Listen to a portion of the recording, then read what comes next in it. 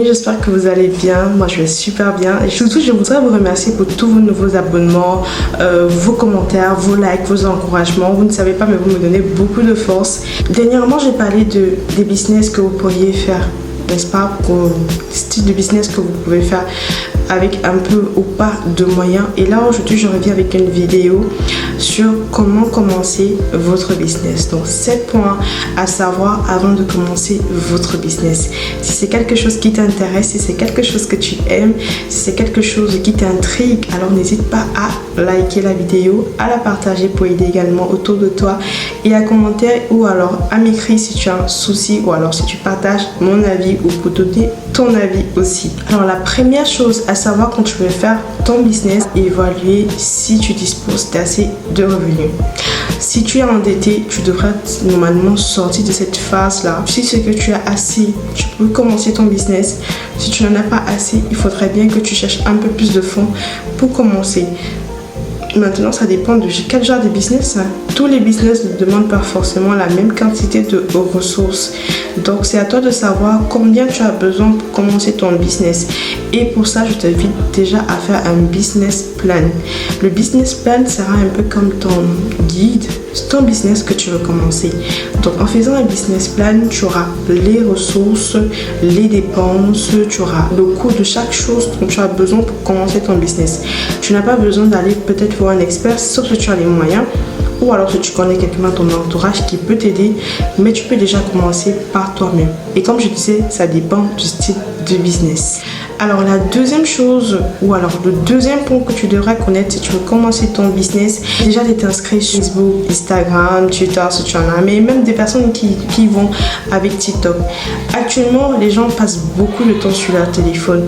Les gens achètent beaucoup à travers leur téléphone. Et vous serez assez surpris du nombre de choses que les personnes peuvent acheter à travers leur téléphone. Parce que si quelqu'un veut te recommander actuellement, il va beaucoup plus passer par tes réseaux. Et tu seras assez surpris de savoir le nombre de clients que tu peux avoir à travers les réseaux. Moi par exemple, la plupart des clients que j'ai eu c'était à travers Instagram, donc de la vente en ligne. Donc mes clients, c'est pas comme s'ils me connaissent, ils connaissent juste la marque.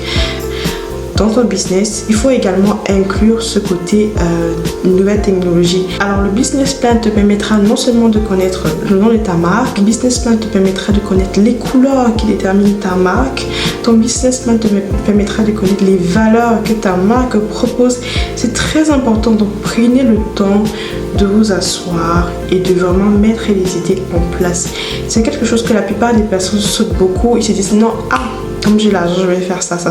Non, c'est important de mettre ces idées en ordre, c'est important de les classer, c'est important de juger et c'est même important d'en parler. Le troisième point que tu dois savoir quand tu commences ton business, c'est que tu dois t'armer de courage. Oui, tu dois t'armer de courage parce que quand tu commences un business, ça ne prend pas vraiment toujours.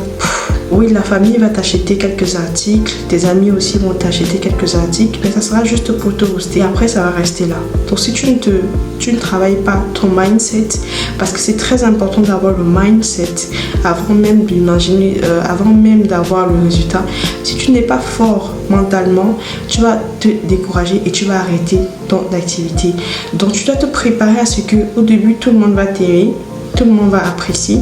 Mais à un moment donné, la courbe en elle-même va redescendre. Et quand elle redescend, pour remonter, tu ne dois pas abandonner, tu ne dois pas te décourager.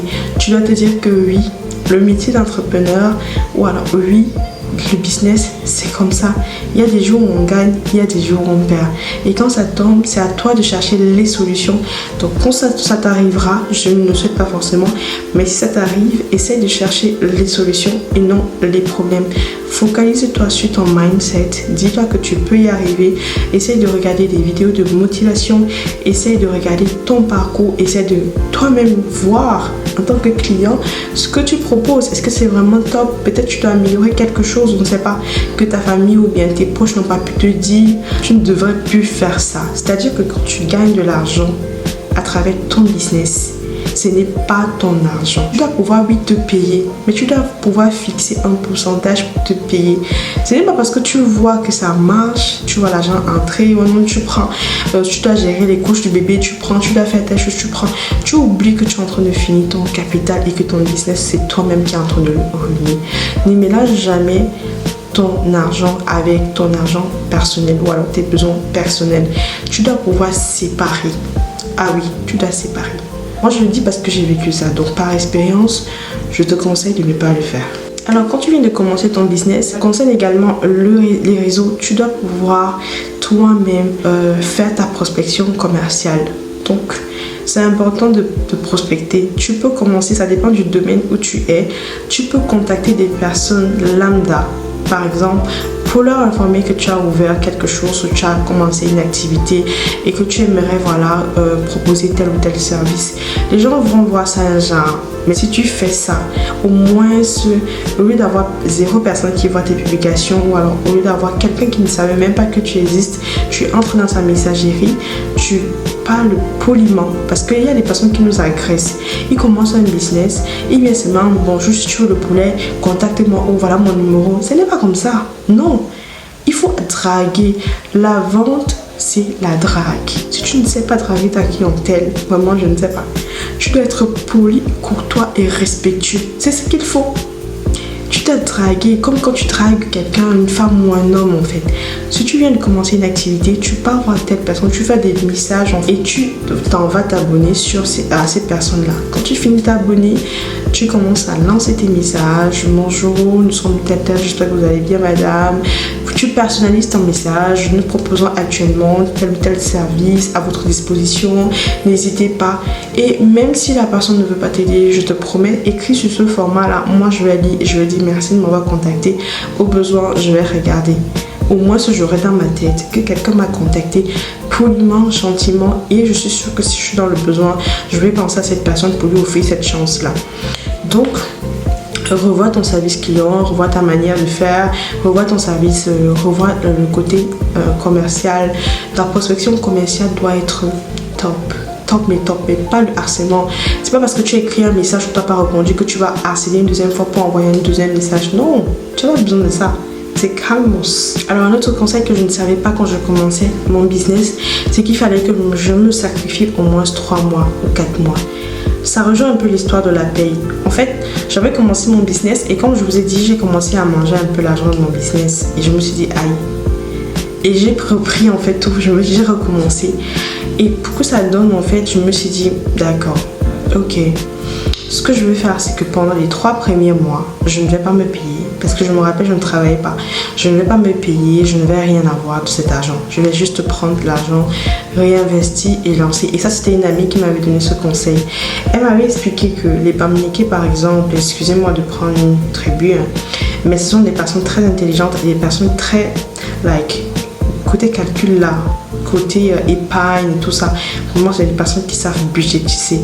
Donc, elle m'avait expliqué que la plupart des Bamileke s'en sortent pour quelle raison? Parce que quand le Bamileke reçoit ou commence son business, il décide de prendre sur lui, de se sacrifier et d'investir son capital et son bénéfice. Il va faire ça au moins 4 fois ou 3 fois ou même 5 fois. Et c'est quand peut-être la 5e fois ça va produire le résultat qu'il va donc décider de se payer et de fixer un montant où il va se payer. Et c'est comme ça qu'il aura son gagne-pain et son business va continuer à éclore et à grandir. Et ce conseil-là, justement, je l'ai appliqué et je trouve que c'est l'un des plus bons conseils, justement.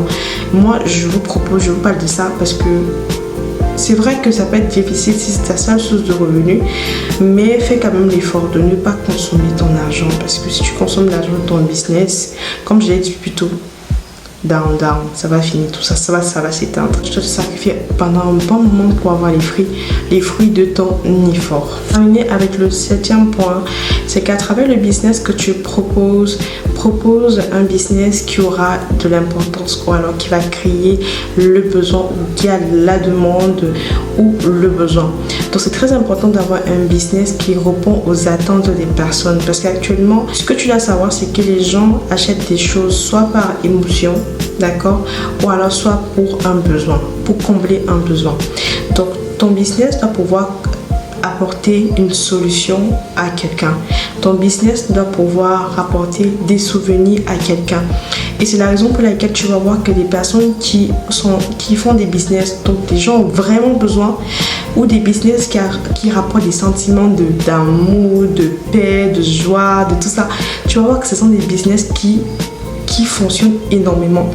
Donc j'espère que ces conseils vont pouvoir t'aider parce que avec le peu de... Donc ça va dépendre aussi du style d'activité que tu veux proposer, mais peu importe l'activité où on se trouve, s'il y a la demande, je te promets que ton business va vraiment éclore.